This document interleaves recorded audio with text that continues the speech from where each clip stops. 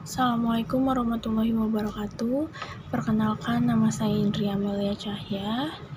Di sini saya akan membuat tutorial untuk pengolahan data menggunakan aplikasi Evius yang ke-11, yaitu cara pertama membuat file kerja atau work file dengan cara mengklik file, kemudian new, kemudian work file, lalu work file struktur tipenya itu kita ganti dengan balance panel, kemudian frekuensinya yaitu annual, dan start date-nya itu kita mulai dari tahun 2012, end date-nya 2016, kemudian number of cross section-nya itu kita isi dengan angka 9. Work file names-nya itu kita isi dengan data panel.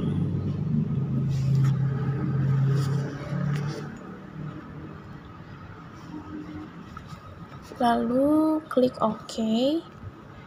Nah, kemudian cara selanjutnya membuat template untuk variabel penelitian. Di sini ada 6 variabel, yaitu size, row, dar, npf, sukuk, dan ISR. Caranya klik objek, kemudian new object.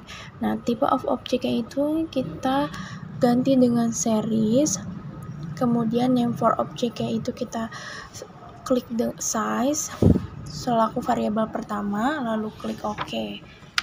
Nah, langkah selanjutnya yaitu copy paste data variabel size. Caranya klik variabel size dalam work file, maka akan muncul tampilan sebagai berikut. Lalu klik edit, setelah itu copy paste data size ke dalam template variabel size di work file Evius.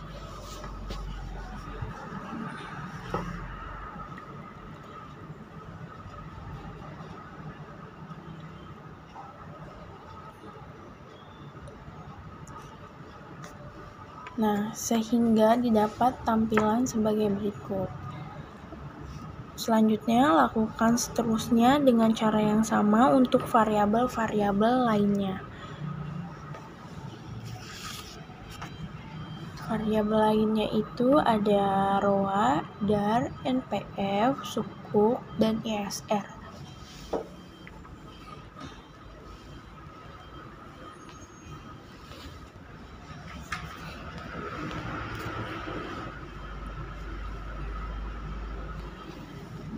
Nah, yang kedua, analisis statistik deskriptif, yaitu untuk melakukan analisis statistik deskriptif ini, langkah yang harus dilakukan, klik menu quick, grup statistik, kemudian pilih deskriptif statistik, kemudian common sample. Nah, akan tampil jendela dialog sebagai berikut, yang kita isi dengan masukkan variabel yang akan ditampilkan pada analisis deskriptif dan klik tombol OK, yaitu variabelnya ada ISR, size, row, dar, npf, sukuk. Lalu klik OK. Maka akan menghasilkan output sebagai berikut.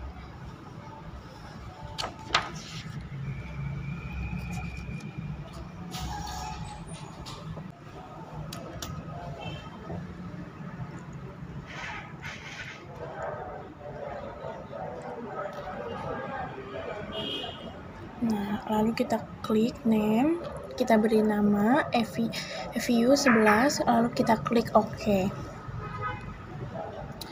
Nah, yang ketiga yaitu estimasi model regresi data panel, yaitu ada common effect model CEM. Itu caranya dengan kita klik quick, kemudian estimate equation, lalu kita isi dengan ISRC, size, row, dar, npf, sukuk. Kemudian kita klik OK.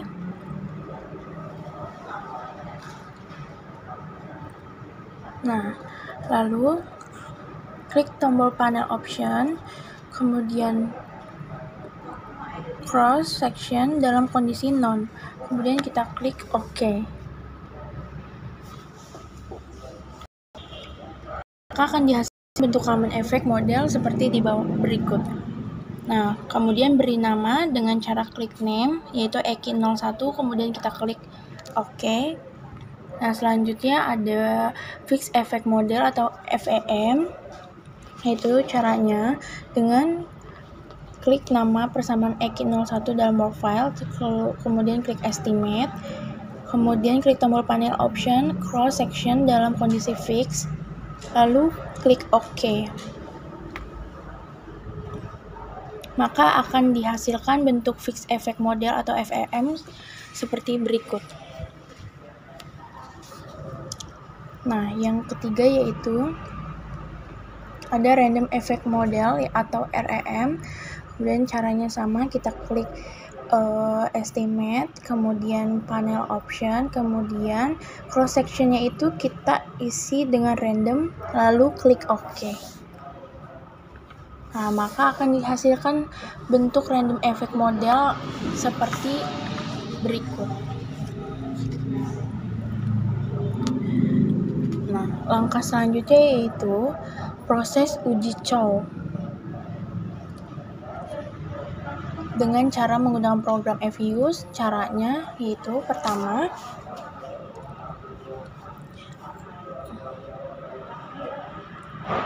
kita klik estimate, kemudian pastikan bahwa cross section dalam kondisi fix pada jendela panel option. Setelah itu klik view, kemudian fix atau random effect testing, kemudian redundant fixed effect like hot ratio, maka akan muncul hasil perhitungan seperti berikut. Nah, berdasarkan hasil perhitungan di atas, nilai probabilitas cross section F dan cross section C square yaitu lebih besar 0,05, maka dapat disimpulkan bahwa common effect model SEM lebih layak digunakan dibanding fixed effect model SEM. Nah, lalu uji Hussman. Caranya, klik nama persamaan EKI01 dalam file, kemudian klik estimate, pastikan bahwa cross section ala model random pada jendela panel option, kemudian klik view fix atau random effect testing, kemudian correlate random effect Hussman test, maka akan muncul perhitungan sebagai berikut. Nah, berdasarkan perhitungan di atas, nilai probabilitas lebih besar 0,05, maka dapat disimpulkan bahwa random effect model atau REM lebih layak digunakan dibanding fixed effect model atau FEM.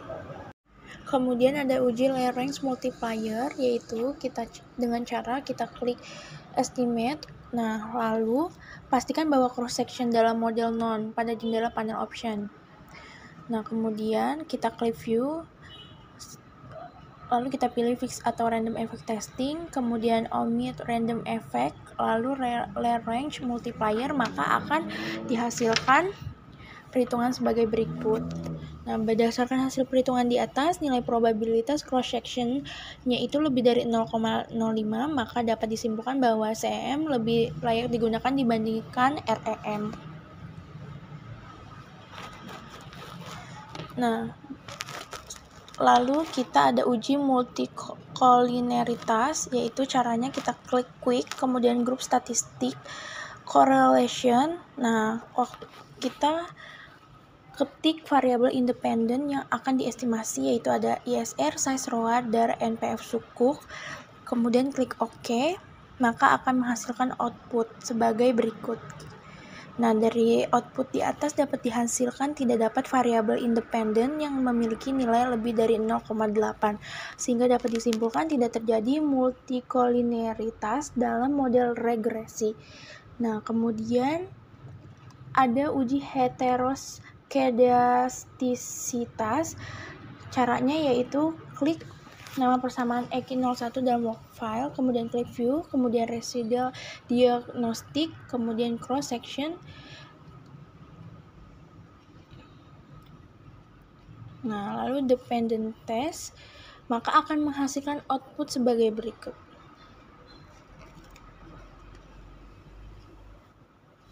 Dari output di atas dapat dilihat nilai probabilitas Bresch Pangan LM sebesar 0,1695 dan lebih besar 0,05, maka dengan demikian dapat disimpulkan bahwa model regresi data panel tidak terjadi heteroskedastisitas.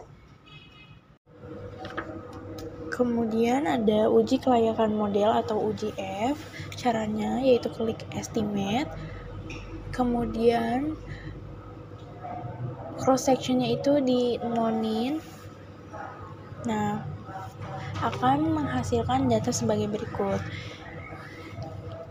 Dari hasil di atas, maka dapat disimpulkan bahwa HA diterima, maka dengan demikian dapat disimpulkan bahwa variabel-variabel independen dalam penelitian ini yang terdiri dari size, ROA-DAR, NPF, dan sukuk secara bersama-sama memiliki pengaruh terhadap ISR.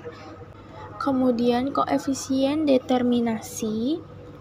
Nah, pada tabel di atas menunjukkan bahwa nilai adjust R-square sebesar 0,492267, artinya bahwa variasi perubahan naik turunnya ISR dapat dijelaskan oleh size, ROA, DAR, NPF, dan sukuk sebesar 49,2%, sementara sisanya yaitu sebesar 50,8% dijelaskan oleh variabel-variabel lainnya yang tidak diteliti dalam penelitian ini. Lalu yang terakhir ada uji T. Itu pada bagian uji T terdapat hasil untuk variabel size, ROA, DAR, NPF, sukuk. Hasilnya sesuai dengan gambar berikut ini. Demikianlah tutorial